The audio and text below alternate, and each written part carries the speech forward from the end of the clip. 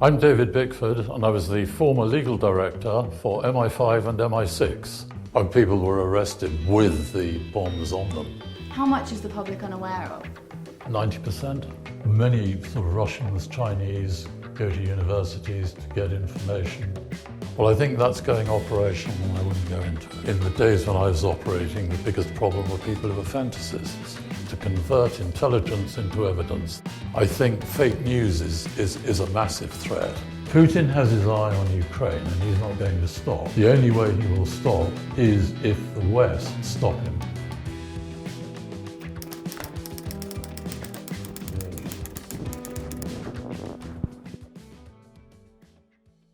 Well, I was asked to join MI5 and MI6 as their legal director at a time when the agencies were going through a transition from countering communism in the Cold War to countering terrorism at home and also internationally. So it was a very, very interesting period to join the agencies. When I first joined, the agencies had no legislative base. There was no law that governed them in essence. So the first thing I had to do was to introduce legislation to found the activities of MI5 and MI6, and that legislation governed how they behaved. The next thing was, of course, the intelligence agents, because they're so good, are going around, they're gathering all sorts of information about targets. Well, how do you get that information to court? There was no ability at that time to get evidence to court. In fact, terrorists weren't being prosecuted. Very interesting. We used eavesdropping evidence, and the terrorists were prosecuted. MI5 is responsible for internal security. MI6 is responsible for gathering information to protect the United Kingdom. Yes, I mean, it was responsible, but you don't go into that job unless you're fully prepared for taking the responsibility and dealing with it. Recruiting the agents who are incredibly competent. The first thing you look for is integrity. If you send an agent out into the field to get them to meet up with an agent, for instance, or even to enter a house to put an eavesdropping device there, you have to trust that when they come back, they'll tell you the truth about what happened. Although they might be going out into the field lying and cheating to get the information they want, when they come back to the agency, they have to be absolutely honest about what they've done and what information they've received. If they're not, then of course the whole operation can get skewed. Innocent people can get hurt. The recruitment process is very, very intrusive. When anybody joins the agencies, their life is looked into from beginning before they join, and it's stripped absolutely bare. There's nothing the agencies don't know about you before they hire you.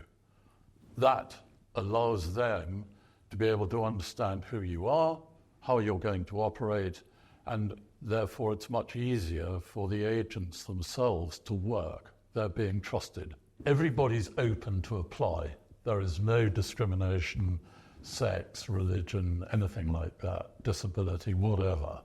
There's no discrimination there. Anybody can apply, but the process is very, very cumbrous, and as I say, the individual is looked at very, very closely. The things they actually look for are, first of all, integrity, absolutely essential, as I've said before. The second is determination. You've got to be able to go on and on and on until the job's completed. And third is lateral thinking. It's very, very important to be able to think laterally, not down a straight line. There's also very important the analytical capabilities of individuals. I've always said it, women are very, very good at that. They're able to think of a number of different things at once and actually process that information and bring it to a conclusion. Men think slightly differently, in my experience. Oh gosh, yes. Yeah, I mean, they have a sense of humour.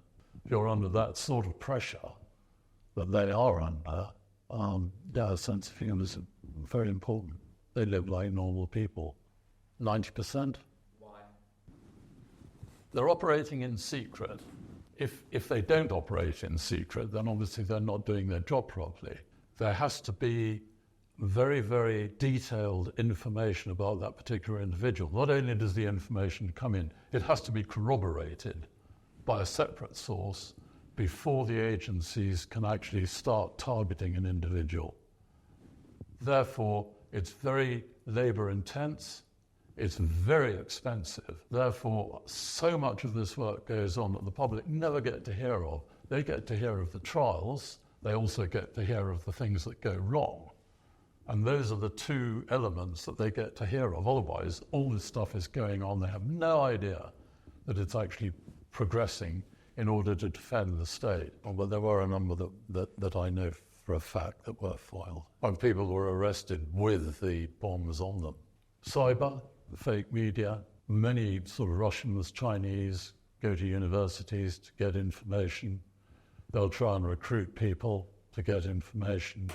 The same old sort of spying goes on, but now it's far more sophisticated with the use of social media and cyber. Russia's a very, very big threat. They're pushing the boundaries, one can see that. I see today there was a news squib that they're training for tactical nuclear weapons, or whether that's true or not, I don't know. Normally that sort of thing is a scare tactic by Putin. But Putin has his eye on Ukraine and he's not going to stop. The only way he will stop is if the West stop him, and they have to support Ukraine absolutely to the hilt. China is tagging on Russia's tails. They're arming them, they're doing deals with them in return for Russian oil. China wants Taiwan, China wants to disrupt the West so that it can become more economically strong. So again, China has to be watched very, very closely. Well, I think it's just gutted.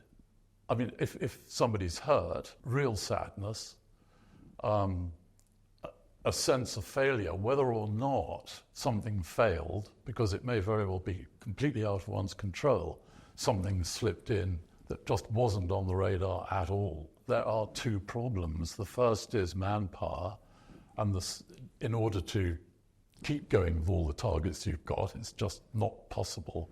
And finance. You have to have a budget. And if you're following one target and that target sort of fizzles out and goes into limbo, as it were, then another target may come along and you'll switch those resources to that target as being more promising. And quite sometimes it may be that the target you've lost sight of actually goes ahead and does succeed in some sort of attack. And that is absolutely gutting. In terms of intelligence decisions, I think the Director General of MI5 and C in MI6, they're the people who have to make the decisions that protect, because their job is just that, it's to protect. The Prime Minister has to sanction some operations. They're incredibly delicate. Well, the process is questioning, and the individuals who are expert in this are incredibly clever, using the normal methods of interrogation, talking and all the rest of it, is far, far more successful than any sort of Guantanamo Bay nonsense. It was absolutely outrageous that any Western state could be involved in torture or inhuman treatment.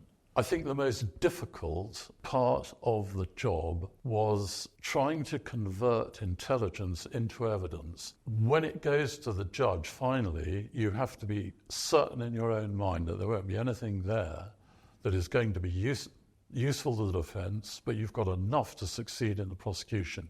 Oh, what a shame. No. James Bond is brilliant, I mean, let's face it. But he goes off on his own, causes chaos and knocks off the whole world before he comes to a conclusion. There's one person living, and that's James Bond, really, at the end. Intelligence work is very, very different. It's massive teamwork. And you do not send anyone out into the field until you have planned that operation very carefully indeed. Try not to feel smug. I love it. No, who wouldn't? Putting Russia into square brackets for the moment, organised crime, that's really insidious. Fraud, online fraud, that's getting bigger. I think fake news is a massive threat. Because it's new, people will believe more of it than they would once they get used to the idea of fake news. How are you going to stop fake news? Well, I know there are a lot of people looking into that at the moment, so I wouldn't like to predict it, but I think we're going to be living with it for some time, and I think we're going to have to get used to being able to suss out the difference between what's fake and what isn't.